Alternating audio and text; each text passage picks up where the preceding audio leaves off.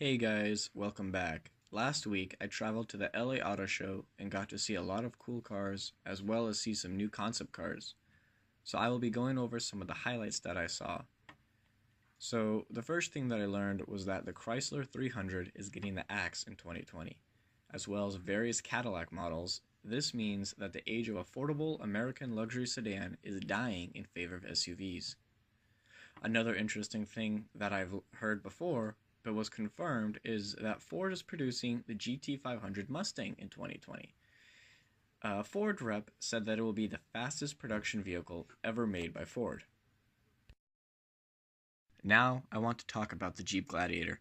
My first impressions of the Gladiator was that it looked like a Wrangler with an identity crisis. However, the interior is very well designed and has lots of easy-to-reach controls and tons of storage. The removable top is also a pretty cool feature.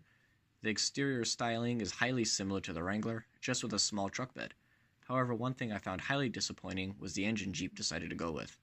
I personally feel that the 3.6-liter V6 just doesn't offer the bottom end needed for an off-road truck. It's a great engine for other uses, just doesn't seem to offer the grunt needed for the situations that this Jeep was designed for.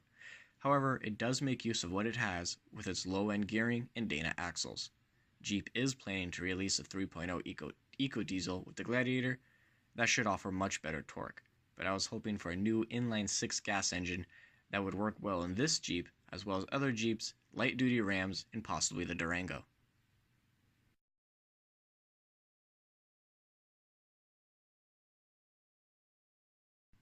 However, it is jam-packed with good off-road features such as an off-road trail cam, auto-disconnecting sway bars, and locking differentials, and the 8.4-inch Uconnect.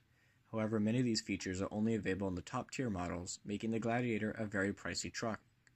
I personally would rather go with a Ram Rebel that gives you the option to have the 5.7-liter Hemi and has some of the same features for a similar price range.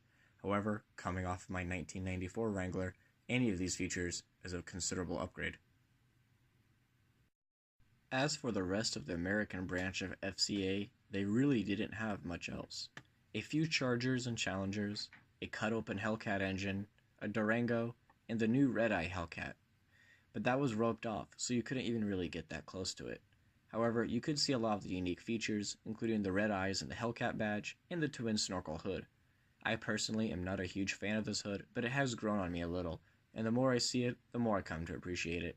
It does make it very unique, and adds to an aggressive look.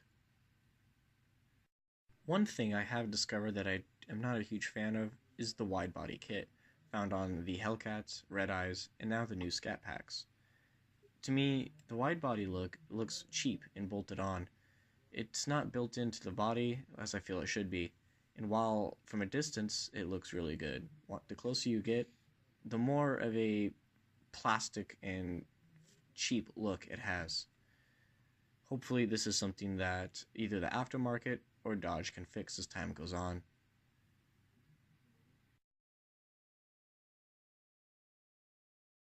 On the Italian side of FCA, they had an Alfa Romeo Stelvio. This monster of an SUV offers an 8.8-inch infotainment system, adaptable suspension that can be custom set for each driver, a 14-speaker Harman Kardon speaker system, a perfect 50-50 weight distribution, and an all-wheel drive system.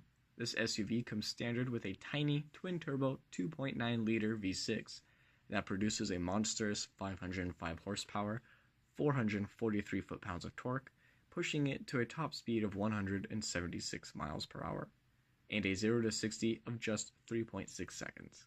For a comparison, the 707 horsepower supercharged 6.2-liter Hemi V8 in the Jeep Trackhawk does 0 to 60 in 3.5 seconds and tops out at 180 miles per hour. Over in the Chevrolet exhibit, I found that despite a large area, they had a very small number of cars, with the two Corvettes being the only really big-name cars. And really, this was the case for most of the show. Most manufacturers simply had a few mid-level cars, one or two top-level, and that was it. Very few exciting cars or new reveals were at the show. On this aspect, I was kind of disappointed, as I was hoping to see more of the top-tier levels or more new concept cars and reveals. Nonetheless, the new Corvettes were very cool, and the 6.2-liter LT1 motor that was on display was interesting to compare to the LT1 in my Camaro SS. Here is one concept car they did have made by Toyota, a completely self-driving van. It looks really cool with the different interior lights and has a futuristic exterior. But I am personally not a fan of self-driving cars or trucks and do not think they are reliable enough to be put in production yet. But I do admit this would be a sweet ride to take carpools of people to and from work in special lanes. I believe that this could be the way of the future, which would help reduce traffic considerably for commuters. This seems to be the direction Toyota is going and not completely self-autonomous driving. And here we have the Mercedes Maybach, easily the fanciest car in the entire show, with hand-stitched custom interiors to highly interactive controls that relax you to the perfect climate, scent, lighting, and sound. The rear seats even recline and are massaging as well as heated and cooled.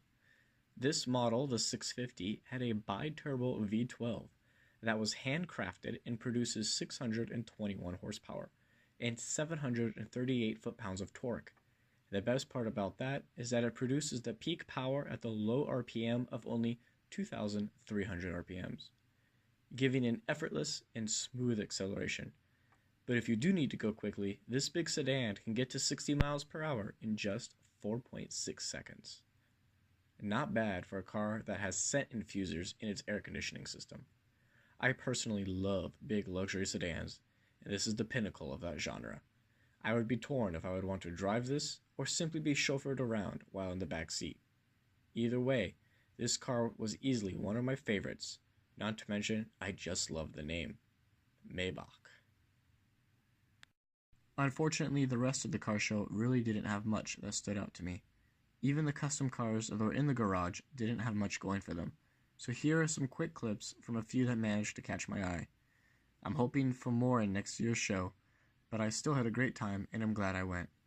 Make sure to comment what your favorite car was at the show, or comment something you wanted to see if you were not able to attend it. And if you haven't already, be sure to check out my Instagram page where I post more regularly. And feel free to reach out. Let's have a conversation.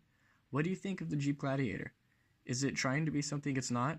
Is the 3.6 the wrong engine, or is it just right? And what do you guys think about the snorkel hoods on the new Challengers? Until next time, guys.